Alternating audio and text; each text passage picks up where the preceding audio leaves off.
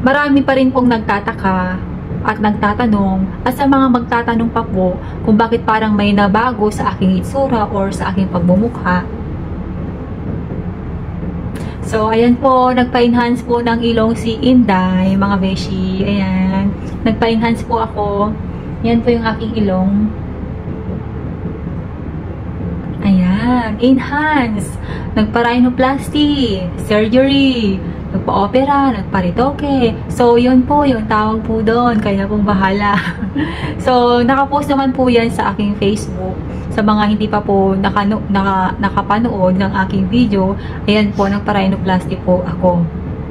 So, ang date na po ngayon ay September 5. So, pang 41 days ko na po ngayon. So, 41 days post-OP ko na po. So, nagpa-book po ako ng surgery last year pa po. Bandang August or by September, like that. So, ang operation ko po ay nung July 26 this year po. So, umuwi po ako sa Pilipinas noong July 20. Dumating po ako sa Pinas ng July 21. So, ilang araw lang yung pahinga ko bago po ako nagpa-surgery. Ang ginawa po sa akin, mga beshi, ay tinasan yung aking bridge. Yung aking bridge. Ayan po. So, alam niyo naman po, yung aking ilong ay dapang-dapa. Tsaka walang bridge, tsaka talagang flat yung dito ko. So, ito po, makikita niyo po yung picture ko. Yan, yan po dating ilong ko, mga beshi. Ayan, ang ginawa po sa akin ay yung bridge nga, tinasan yung bridge, tsaka yung tip ko. Ayan. So, ang ginawa po sa akin ni Doktora ay Gore-Tex implant. Basta yun po yung tawag. Hindi ko po alam kung paano yung pronunciation. Basta yun po. Gore-Tex implant with air cartilage. Dito po kinuha yung cartilage bandang likod po ng aking tenga. Yun po yung nilagay po sa aking tip. Tsaka nilagyan din po ako ng mesh pang support po sa aking tip. Tsaka yung osteotomy, kasi nga malapad po yung dito ko, binasag po yung buto. So ayun, mga beshi. So ano pa nga ba? So kung itatanong nyo kung masakit, masakit ba? Hindi. Kasi operahan kang tulog. So magigising ka na lang na parang Diyos. Ang ganda na ng ilong mo, diba? So ayun, paggising mo, ayan, ang tangusan ng ilong mo. So, ayan, after ng operation, wala na yung anesthesia, yung sa akin, hindi naman po ako nakaramdam ng sakit.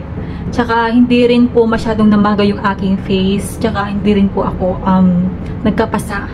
So, yun. Ayun, mga beshi, sa mga nakakakilala po sa akin, ang sabi po sa akin ay talagang 90% ay nabago yung aking itsura, mga beshi. So, ayan. So, nagpakilay din po pala ako. Ayan. So, tinodo ko na yung kilay tsaka sa ilong para minsanan, diba? Ayan. So, hindi po ako nagpa-eyelash extension kasi pang good for 6 months lang po yata yun. So, ayan, hindi na po ako nagpa-eyelash extension, mga beshi. Nagpakilay lang po ako. So, nagpabook po ako nung last year by August or September. Ang price po dati ay nasa 83,000. So, last year pa po doon Tapos, magbabayad ka ng 15,000 para sa mesh. Pero in case na hindi ka gagamitan ng mesh, i-refund po sa'yo yun.